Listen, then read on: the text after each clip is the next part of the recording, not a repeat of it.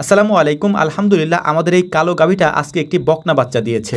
আগের তুলনায় আমাদের খামারের কাজের চাপ এখন আরো বেড়ে গিয়েছে, কারণ এখন যেহেতু আমাদের দুইটা খামার, তাই মোটামুটি দুই জায়গাতেই আমাদের সময় দিতে হয়। এ কারণেই সময় আমাদের হাতে একেবারেই কম থাকে। আজকে সকালবেলা আমরা গিয়েছিলাম বিল থেকে ফিরে তারপর আমরা গিয়েছিলাম ওই খামারেই আমরা ছিলাম। হঠাৎ করে ফোন আসে বাড়ি থেকে, খামারের এই কালো গাভীটা বাচ্চা দিচ্ছে, খুব দ্রুত আমাদেরকে বাড়িতে আসতে হবে, অর্থাৎ আমাদের এই খামারে আসতে হবে। ওখানকার কাজগুলি পরিপূর্ণভাবে শেষ না করেই দ্রুত আমরা আমাদের এই খামারে চলে আসি, অর্থাৎ বাড়িতে চলে আসি। বাড়িতে আসার পর এই বাচ্চাটাকে সুন্দরভাবে আমরা ডেলিভারি করাই। বাচ্চাগুলিকে ডেলিভারি করানোর সময় আমাদেরকে একটু কষ্ট করতে হয়, যেটা আপনারা ভিডিওতে অনেকবার দেখেছেন। মোটামুটি এই বাচ্চাগুলিকে টেনে বের করতে 2-3 জন লোক লাগে। এই কারণে আমরা আমাদের সাথে এখানে লোক থাকে বা খামারেও লোক থাকে, তাদেরকে ডেকে আমরা 3-4 জনে এটাকে ডেলিভারি করাই টেনে। তারপর কিছু প্রসেস আছে, ওই প্রসেসগুলো আমি আপনাদেরকে কোনো কারণে হয়তো দেখাতে পারি না।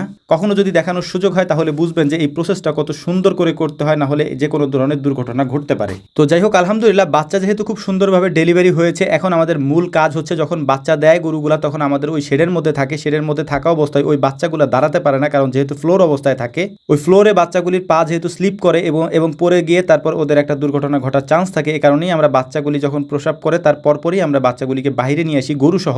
বাইরে একটা বাঁশের খুঁটি গেড়ে তারপর ওই জায়গাতে আমরা কিছু ম্যাট দিয়ে নিই, কারণ বাচ্চাটাকে সরাসরি যদি আমরা মাটিতে দেই তাহলে ওর গায়ে মাটি লেগে যাবে বা বালু লেগে যাবে, যে কারণে আমরা ব্যাটের উপরে দেই। ওর মা ওকে চেটে একেবারে সুন্দর করে পরিষ্কার করে শুকিয়ে ফেলে দেন, তারপরে আমরা এখান থেকে ম্যাটটা সরিয়ে ফেলি। ম্যাটটা সরানো হয় মূলত যখন ও দাঁড়ানো শিখে যায়, তখন মূলত আমরা এখান থেকে ম্যাটটা সরিয়ে ফেলি। যতক্ষণ পর্যন্ত দাঁড়ানো না শিখবে ততক্ষণ পর্যন্ত আমরা ম্যাটটা এভাবেই দিয়ে রাখি। এবং গাভী বাচ্চা দেওয়ার আধা ঘন্টার মধ্যেই আমরা তাকে শাল দুধ খাওয়ানোর জন্য চেষ্টা করি। এ কারণেই যদি বাছুর দাঁড়াতে না পারে, অর্থাৎ দাঁড়াতে যদি সময় লাগে, সেক্ষেত্রে আমরা দুধ আগে দহন করে তারপর একটা বোতলে ভরে নিপিল দিয়ে তারপর ওদেরকে ওই শোয়া অবস্থায় খাওয়াই দিই। কিন্তু আমাদের এই বাছুরটা একটু অন্যরকম, কারণ অন্যান্য বাছুরগুলোকে আমরা যখন শাল দুধ বোতলে ভরে খাইয়ে দিই তখন ওগুলো খেয়ে নেয়, কিন্তু এই বাছুরটাকে আমরা অনেক চেষ্টা করেছিলাম খাওয়ানোর জন্য, কিন্তু ও খেলো না। এখানে খুবই মজার এবং অদ্ভুত একটা ঘটনা ঘটেছে। সেটা হচ্ছে, স্বাভাবিকভাবে গরু যখন বাচ্চা দেয়, বাচ্চা দেওয়ার পরে গরু তেমন একটা শয় না, কিন্তু এই গরুটা বারবার এরকম শুচ্ছিল। আমরা মনে করছিলাম যে হয়তো আরেকটা বাচ্চা হবে, কারণ ওদের যে পানির থলিটা থাকে, এই পানির থলিটা আগে একটা ভেঙে যায়, পরে একটা ভাঙে। যেহেতু আমার এখানে আমি এখানে ছিলাম না, আমার অবর্তমানে এগুলো হয়েছে, আমি এসে শুধু বাছুরটাকে টেনে বের করেছি, তাই আগের যে পানিটা ভেঙেছে ওটা আমি দেখিনি। তো গরুটাকে যখন আমি শুতে দেখেছি তখন দেখলাম যে আরেকটা পানির থলি দেখা যাচ্ছে। তখন আমি ভাবছি যে হয়তো আরেকটা বাচ্চা দিতে পারে, তবে আলহামদুলিল্লাহ আর বাচ্চা দেয়নি, একটা বাচ্চাই দিয়েছে।